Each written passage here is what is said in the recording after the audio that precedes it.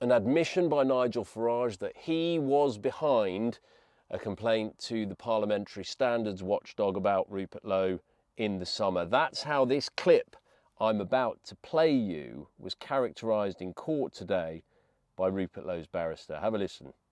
But you see, when he stood up and said that we've got to consider the mass deportation of entire communities, including those born in the United Kingdom, that just moves way beyond a point of reasonableness, of decency, of morality.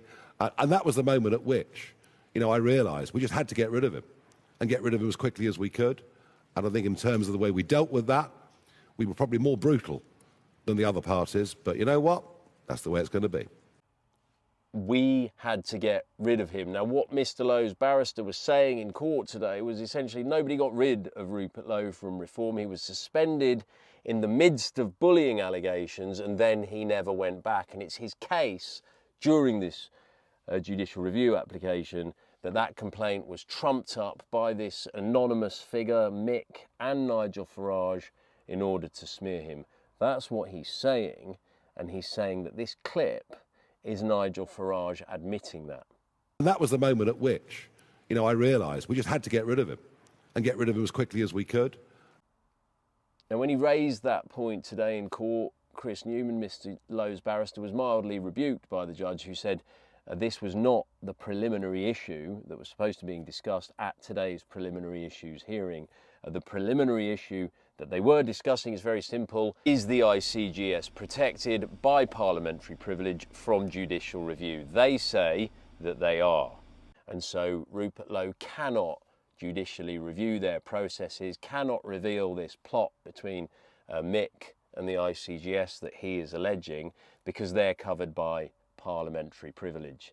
And Mr. Lowe says they are not, and that they are therefore subject to judicial review. And his barrister made heavy use today of the case of David Chater. He was an MP who was fiddling his expenses. He got caught, he didn't want to go to jail, and he said, no, the claiming and the processing and the paying of my expenses are covered by parliamentary privilege, and so you cannot send me to jail.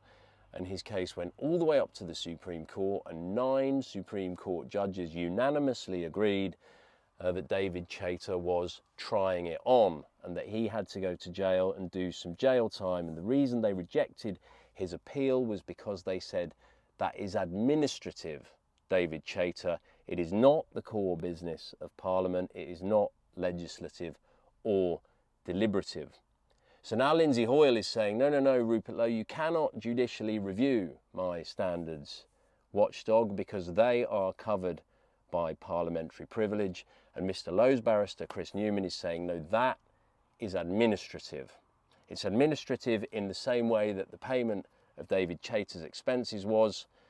So he couldn't hide behind it, and neither can you, Lindsay Hoyle, and you need, your ICGS needs to be judicially reviewed.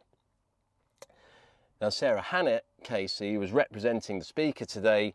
The crux of her argument was that the investigation of MPs' behaviour is not administrative. It is rather, she said, investigative, adjudicative and deliberative, but not administrative. So these are the questions that Martin Chamberlain, this judge, is going to have to grapple with now. He said that he will give a judgment on this, but not before Easter. If he says that the ICGS is covered by parliamentary privilege, then Mr. Lowe's judicial review, it's hard to see how it can carry on.